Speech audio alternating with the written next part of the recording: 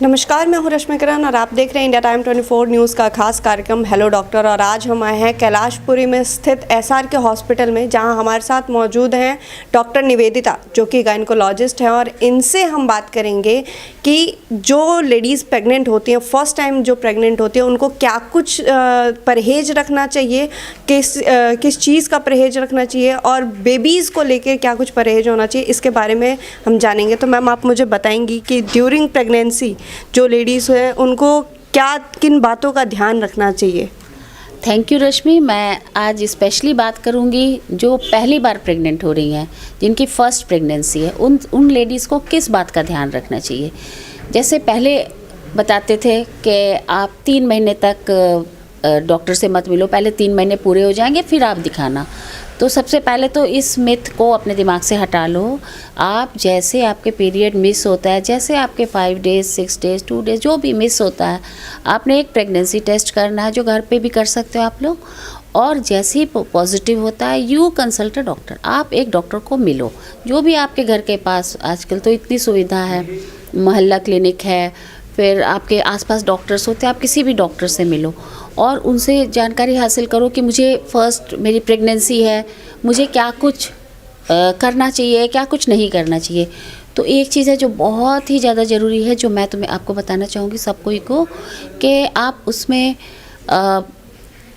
Folic acid, एक दवा होती है फॉलिक एसिड, उसकी कमी से बच्चों को, आपने बहुतों को देखा होगा कि स्पाइन में, बैक में स्वेलिंग रहती है, बीमारी होती है, बच्चे की डेवलपमेंटल हार्ट की प्रॉब्लम है, जो बच्चे को जन्मजात होती है, लोग पता नहीं कैसे हो गई, कुछ फैमिली में किसी को नहीं थी। एक्चुअली वो सिर्फ एक छोटी सी गोली की कमी से हो रही है। तो फर्स्ट प्रेगनेंसी में एकदम ये ज़रूरी से भी ज़रूरी है कि आप फॉलिक एसिड की गोली का सेवन शुरू कर दें और विदाउट कंसल्टेशन नहीं करें। क्योंकि जब आप कंसल्ट करने के लिए जाते हो डॉक्टर से, तो आपको सिर्फ दवा नहीं मिलती है, आपको उसके साथ कुछ टेस्ट भी मिलते हैं। कितनी बार होता है, आपने सुना होगा कि बच्चा 2 महीने में ख़राब हो गया, 1.5 महीने में ब्लीडिंग शुरू हो गई। क्यों शुरू हो गई? ज़रूर कहीं पे कुछ कमी बन रही होगी, क्योंकि फ़र्स्ट प्रेगनेंसी आपको भी इतना आइडिया नहीं है। आप बाइक से जा रहे हो, साथ में रहते हो, मतलब कोई भारी सामान उठा लिया, तो ये सब चीज़ का परहेज भी आपको कौन बताएगा? ये सब चीज़ के परहेज आपको आपके डॉक्टर बताएंगे। तो ये दूसरी चीज़ हो गई कि आप डॉक्टर से ज़रूर मिलो। तीसरी चीज़ है, आजकल बहुत कॉमन है, जो पहले तो मैं बताऊंगी कि फॉलिक एसिड की कमी से क्या क्या हो सकता है।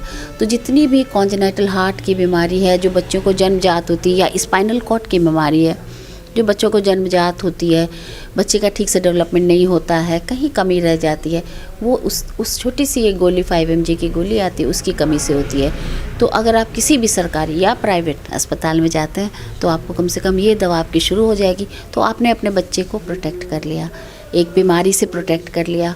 और दूसरी बात कि आप कितनी बार सुना होगा आपने कि अर्ली प्रेगनेंसी में ब्लीडिंग हो गई। भाई क्यों ब्लीडिंग हो गई? तो उसका भी एक कारण होता है। कितनी बार होता है, प्रोजेस्टेरॉन जो हमारे बॉडी में रहनी चाहिए टू कंटिन्यू द प्रेगनेंसी, उसकी कमी होती है, वो हमें नहीं पता चलती है कि है। ठीक है, हम वेट करते 3 मंथ्स की प्रेगनेंसी कंप्लीट हो जाएगी, फिर हम डॉक्टर के पास जाएंगे। तो उस समय आपको ये डॉक्टर ही बता सकता है कि आपको कमी है कि नहीं है। तो इसका कोई हम टेस्ट नहीं कराते हैं, पर जनरली हम देख लेते हैं, अच्छा वैसी हिस्ट्री है, या लेट प्रेगनेंसी है, लेट से कंसीव किया, आपका एज ज़्यादा है या कम है, बहुत कम है, 20 साल की लड़की है, 18 साल की लड़की है, उसने कंसीव कर लिया है, उस स्थिति में, दोनों स्थिति में हम उसका कुछ टेस्ट कराते हैं, जिसको ANC प्रोफाइल बोलते हैं। ठीक है, तो वो ANC प्रोफाइल होगा आपका, उसमें आपका ब्लड टेस्ट हो जाएगा, थायराइड की जाँच हो जाएगी, खून की जाँच हो जाएगी। ये पता चल जाएगा क्या मेरे खून की कमी है या मेरे थायराइड की ज़रूरत है। तो अगर हमने फर्स्ट ट्राइमेस्टर में ही जैसे कंसीव किया, विदिन 15 डेज़ 20 डेज़ हमने ये टेस्ट करा लिया, तो किसी को थायराइड की कमी, वो उसी समय से उसकी दवा शुरू हो सकती है। और दवा अगर वो खा लेते हैं, तो फिर उनको जो उसके चलते ब्लीडिंग हो रही थी या एबॉर्शन, थ्रेटेंड एबॉर्शन हो जाता है, वो सब नहीं होगा। तो इस तरह से आप 2-3 चीज़ें, सपोज़ करो किसी को खून की कमी है, तो जितना जल्दी हमें पता चलेगा, उस तरह से हमें उसे डाइट बता देंगे कि भैया ये डाइट करना है, ऐसे वाइफ का केयर करना है। हस्बैंड को भी हम लोग इन्वॉल्व करते हैं कि आपने अभी ये टाइम है जब आपको केयर करना है। अभी बच्चे को और माँ को दोनों को आपके केयर की ज़रूरत है।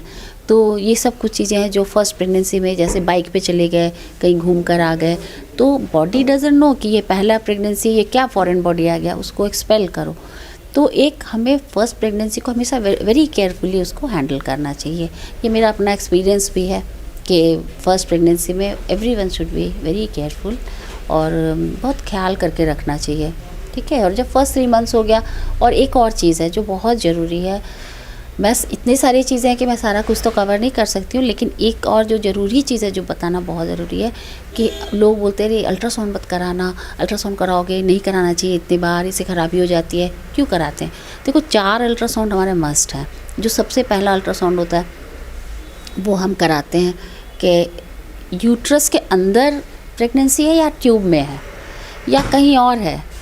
अब पीरियड्स तो रुक गए, प्रेगनेंसी टेस्ट भी पॉजिटिव आ गया, लेकिन प्रेगनेंसी है कहाँ? तो first to confirm an intrauterine pregnancy कि यूट्रस के अंदर ही है। अब सेफ हो गया कि भैया यूट्रस के अंदर ही है, कुछ नहीं होना है इसको। वो एक कंपलसरी टेस्ट है जो फर्स्ट ट्राइमेस्टर में होता है। उसके बाद एक आजकल हम प्राइवेट में तो कराते ही कराते, सब जगह कराते हैं आजकल, कि एक हम लेवल 1 कराते हैं। उसमें बच्चे की न्यूरल ट्यूब डिफेक्ट है और या फिर डाउन सिंड्रोम है या कोई भी चीज़ है, उसको कमी है कोई शरीर में, तो वो फर्स्ट 13 वीक 11 to 13 वीक में वो कराते हैं। और उसमें एक ब्लड टेस्ट भी होता है। तो वो भी आप एक बार डॉक्टर के पास चले जाओगे तो आपको एक विंडो खुल जाएगा कि आपको क्या क्या करना है। उसके बाद you will not depend on मेरी दादी के ज़माने में ऐसे होता था तो हमारी लाइफ स्टाइल चेंज हो गई है, सारा कुछ चेंज हुआ है। तो उस तरह से पहले खेत खलिहान में भी बच्चे हो जाते थे, पर अब नहीं हो सकते हैं। क्योंकि आपने सही कहा, लेकिन क्या होता है कि अभी भी कुछ लोग जो हैं डिपेंड रहते हैं कि कुछ पुराने ज़माने की चीज़ों पे चलते हैं, या जो फर्स्ट टाइम प्रेग्नेंट होते हैं तो उन्हें इतना अंदाज़ा नहीं होता, तो उन्हें डॉक्टर की भी सुननी है और घर में भी सुनना है। तो उसके लिए क्या कहेंगे कि क्या पहले के ज़माने के जो लोगों का एक्सपीरियंस है क्या वो गलत है या क्या है? बिल्कुल सही सवाल किया। मैं कहूँगी एक बैलेंस बना के चलो। मैं पुरानी चीज़ को भी लेकर चलती हूँ। अगर हमारे जैसे थे, अच्छा बड़ी गर्म चीज़ें नहीं खाना, जैसे ये बताते हैं, तो even if it is not scientifically proved, लेकिन अगर हम बहुत गर्म चीज़ें देंगे, एनीथिंग जो बॉडी के और पार्ट को एक्टिवेट कर रहा है, अगर वो हमारी यूट्रस को भी एक्टिवेट कर दे तो ये हो सकता है। तो वो तो साइंटिफिक बेसिस उसका नहीं है, वो एक्सपीरियंस पे बोलते हैं। तो उसको भी ध्यान में लेकर चलो। और नया जो मैंने बताया कि अभी आप डॉक्टर से ज़रूर मिलो, और अपनी जो ये बूढ़े बुजुर्ग जो घर में बताते हैं उसको भी बैलेंस बना के चलना होगा। ये नहीं कि सिर्फ उनकी सुन रहे हैं, और ये नहीं कि सिर्फ अपने मन की कर रहे हो। डॉक्टर की सुनो और अपने जो घर पे बताते हैं, एक बैलेंस बना के चलना होगा। क्योंकि जो जितनी भी हमारी पुरानी चीज़ें जो बताते हैं वो गलत तो नहीं बताते हैं। वो भी एक एक्सपीरियंस है ही, बहुत दिनों का, बहुत सालों का चला आ रहा है। वो जो बताते हैं उसमें भी तथ्य रहता है, ऐसी बात नहीं है। साइंटिफिक बेसिस नहीं हो, लेकिन कुछ ना कुछ बात तो होती है। बिल्कुल। इस टाइम में मतलब जब लोग फर्स्ट टाइम प्रेग्नेंट होते हैं तो काफ़ी ज़्यादा कॉन्शियस भी होते हैं। क्या कुछ बातों का उन्हें ध्यान रखना चाहिए कि बेबी भी ढंग से रहे घर में जब वो लेडीज़ रह रही है, खाने पीने, एक्सरसाइज, योगा, एनीथिंग, उसमें क्या कुछ उन्हें ध्यान रखना चाहिए? देखो, मैं एक चीज़ पे, हाँ सही पूछी रश्मि। ऐसा है कि जो जिस तरह का लाइफ ऑफ लीड कर रही हो ना, वैसा ही करो। जैसे सपोज करो मैं रोज़ खाना बनाती हूँ तो मैं रोज़ खाना बनाऊँ, मैं ऑफिस जाती हूँ मैं ऑफिस जाऊँ, अनटिल अनलेस मेरे कोई रिस्क फैक्टर निकल गया। सपोज करो मेरे अर्ली प्रेगनेंसी में किसी को ब्लीडिंग ही हो गई, तब है बेड रेस्ट है, ये है।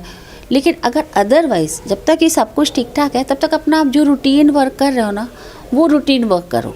अच्छा घर में, अच्छा और दूसरा चीज़ होता है कि जैसे जिसकी नई शादी होती है, वो कितने बार होता है ससुराल में रहती है, आप सबसे एक रिक्वेस्ट है कि आप ना शर्म मत करो खाने पीने में, अच्छे से खाओ। क्योंकि बेबी आप पे डिपेंडेंट है, उसको आप ऐसे नहीं कर सकते हो कि कुछ बाहर का डाल सकते हो, जो आप खाओगे वही उसको मिलेगा। तो ये है। अच्छा, एक सवाल और मेरा है जो आपसे कि अभी एज अ डॉक्टर आप हैं, जिस तरह से आपके पास पेशेंट जो है वो किस तरह के सबसे ज़्यादा आते हैं, किस तरह की समस्याएं लेके सबसे ज़्यादा आते हैं? देखो, अगर मैं प्रेगनेंसी की बोलूँ तो आजकल बहुत सारे केसेस हो रहे हैं जो प्रेगनेंसी कंसीव करने में बहुत प्रॉब्लम हो रही है।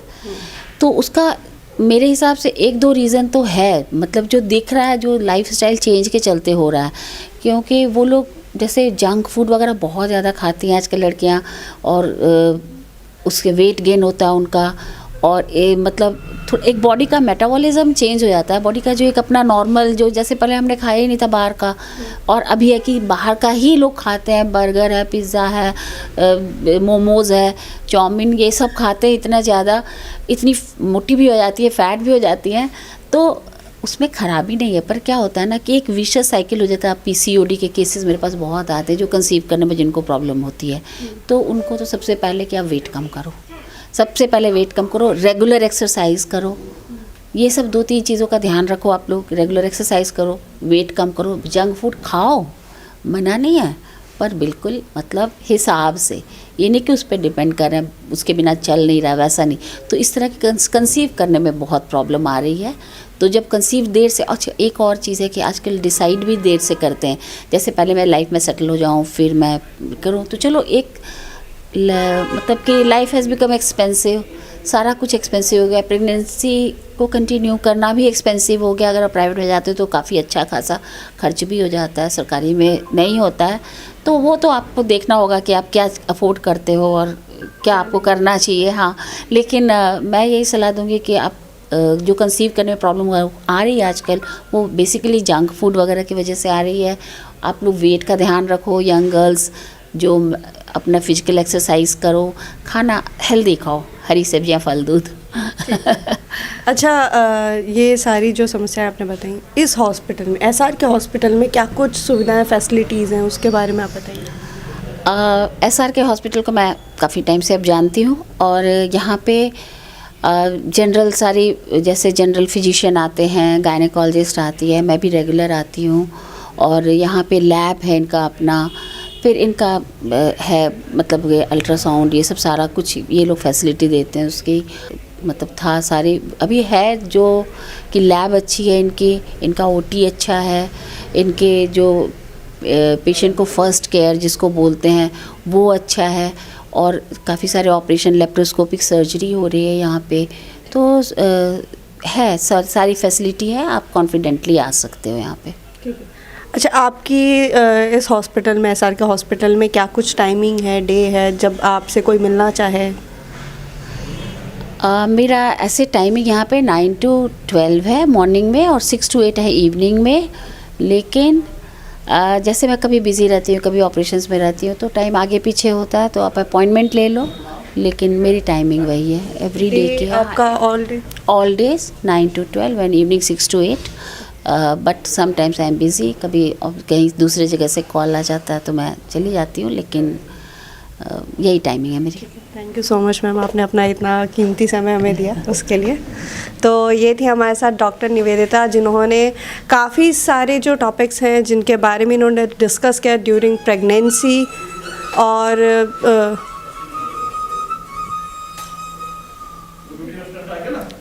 ये दोबारा से बोल लूँ, ठीक है? नहीं, ये मैं दोबारा से बोल लूँ, कोई बात नहीं।